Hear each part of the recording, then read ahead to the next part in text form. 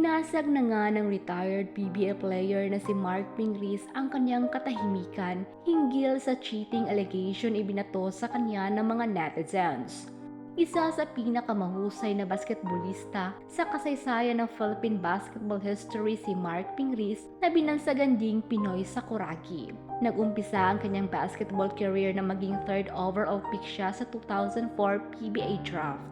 Sa kabuuan ng kanyang karera nanalo si Mark ng 9 championships, kasama na rito ang PBA Grand Slam sa 2014 season. Bukod dito kasama rin si Mark sa 40 greatest players ng PBA. Ngunit noong 2021 tuluyan ang nagwakas ang 16 years basketball career ni Mark nang magdesisyon siyang magretiro. Ilang taon ding naging tahimik ang pangalan ni Mark matapos siya tumigil sa paglalaro at mag-focus sa kanyang pamilya. Hanggang ngayong Holy Week lang ay naging maingay ang kanyang pangalan matapos siyang akusahan ng maraming netizens na nagtataksil sa kanyang asawang si Danica Soto. Matatandaang pumutok ang issue ng bigyan ng malisya ng maraming netizens ang parehong litrato ni Mark at ng kapuso actress na si Kim Rodriguez na kuha sa Sydney Opera House sa Sydney, Australia. Ikinonekta nga ng netizens ang sighting na ito ni na Mark at Kim at inakusahan silang may relasyon.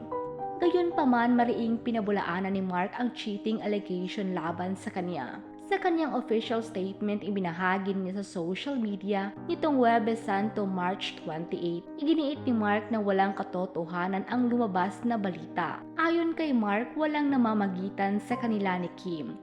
Nakasama lamang umano niya si Kim sa isang basketball event at nang maging muse ito ng kanilang team.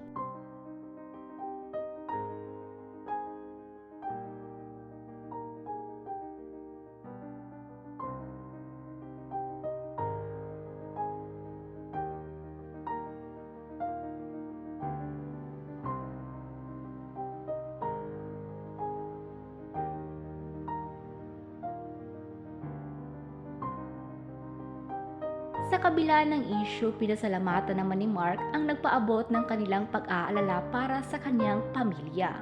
Bukod dito, humingi rin si Mark ng respeto sa publiko para hindi madamay sa issue ang mga anak nila ni Danica.